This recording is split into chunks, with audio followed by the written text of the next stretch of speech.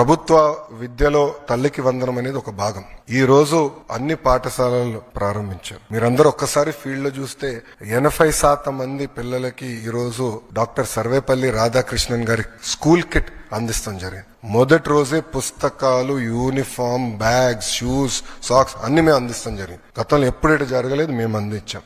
ఆ 20% కూడా 20వ తారీఖు లోపల ఆ పిల్లలకి ఈ స్కూల్ కిట్ అందిస్తాం. గతంలో ఇంటర్ పిల్లలకి స్కూల్ కిట్ అనేది తీసేశారు. ఏప్రిల్ మాసంలోనే ఏ పిల్లలైతే ప్రభుత్వ జూనియర్ కళాశాలలో చేరారో వాళ్ళకి స్కూల్ కిట్ ఏప్రిల్ మాసంలోనే కూటమి ప్రభుత్వం అందిస్తాం జరిగింది. అంతేకాకుండా మేమందరం చర్చించి, నాదెండ్ల మనోహర్ గారు నేను చర్చించి, పిల్లలకి సన్న బియ్యం ఇవ్వాలి మధ్యాహ్న భోజనం పథకంలో అని నిర్ణయం తీసుకుంటాం జరిగింది. దాంట్లో భాగంగా ఈ రోజు మేము అది కూడా మధ్యాహ్న భోజనం పథకంలో అమలు చేస్తాం జరిగింది.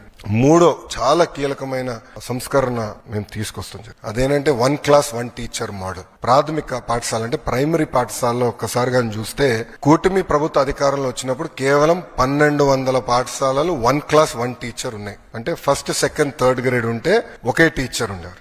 సో ఒక రూమ్ లో ఒక్కొక్క మూలలో, ఇక్కడ 1వ తరగతి పిల్లలు కూర్చోబెట్టి, రామూలలో 2వ తరగతి పిల్లలు కూర్చోబెట్టి, ఇక్కడ 3rd క్లాస్ పిల్లలు కూర్చోబెట్టి ఒకే టీచర్ ముగ్గురికి పాఠాలు చెప్తారు. మళ్ళీ లెర్నింగ్ అవుట్కమ్స్ ఎలా వస్తాయి? అందుకే 1 క్లాస్ 1 టీచర్ మోడల్ మేము తీసుకొచ్చాం. ఈ రోజు నేను గర్వంగా చెప్పుకెళ్తున్నా, 9600 పాఠశాలలు 1 క్లాస్ 1 టీచర్ కూటమి ప్రభుత్వం తీసుకొచ్చింది. అంటే 8 టైమ్స్, సుమారుగా 7.5 టైమ్స్ మేము పెంచాం. 1 క్లాస్ 1 టీచర్ అనేది మా నినాదం. అప్పుడే లెర్నింగ్ అవుట్కమ్స్ అనేది బాగా వస్తుంది. 1200 పాఠశాలల నుంచి 9600 పాఠశాలలకి ఇది తీసుకెళ్తాం జరిగింది. ఇంతేకాకుండా 4వ కీలకమైనది, మొన్న మీరు బడ్జెట్ లో చూస్తే ఆర్థిక శాఖ మంత్రి గారి సహకారంతో ప్రభుత్వ పాఠశాలలన్నిటికీ ఉచిత కరెంట్ మేము రచిస్తున్నాం. సో అక్కడున్న హెచ్ఎం గారు గాని, ఉపాధ్యాయులు గాని కరెంటు బిల్ గురించి ఇబ్బంది పడాల్సిన అవసరం లేదు, నేరుగా ఉచితంగా చేస్తాం జరిగింది. సో ఈ 4, ఎందుకంటే తల్లికి వందనం కింద ఈ 4 కొట్టుకుపోతాయి.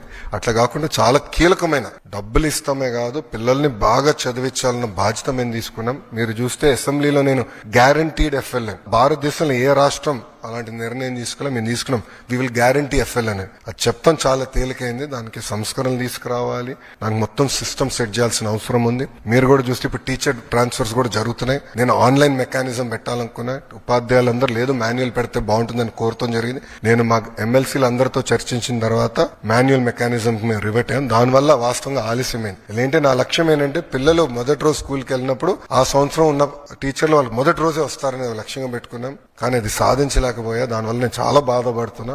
అధికారులందరూ అహర్నిశలు కష్టపడుతున్నారు. మండే కల్లా మొత్తం ఈ టీచర్ బదిలీలన్నీ కూడా పూర్తి చేసి ఈ మొత్తం వ్యవస్థ స్టెబిలైజ్ అవుతుంది. వచ్చే సంవత్సరంలో 10th క్లాస్ రిజల్ట్స్ కానివ్వండి, లేదంటే ఇంటర్ రిజల్ట్స్ కానివ్వండి, ఆల్రెడీ ఒక మార్క్ చేసాం. దానికన్నా బెటర్ చేయాలని లక్ష్యంతో మొత్తం విద్యాశాఖ అహర్నిశలు కష్టపడుతుందని ప్రజలు తెలుపుకుంటూ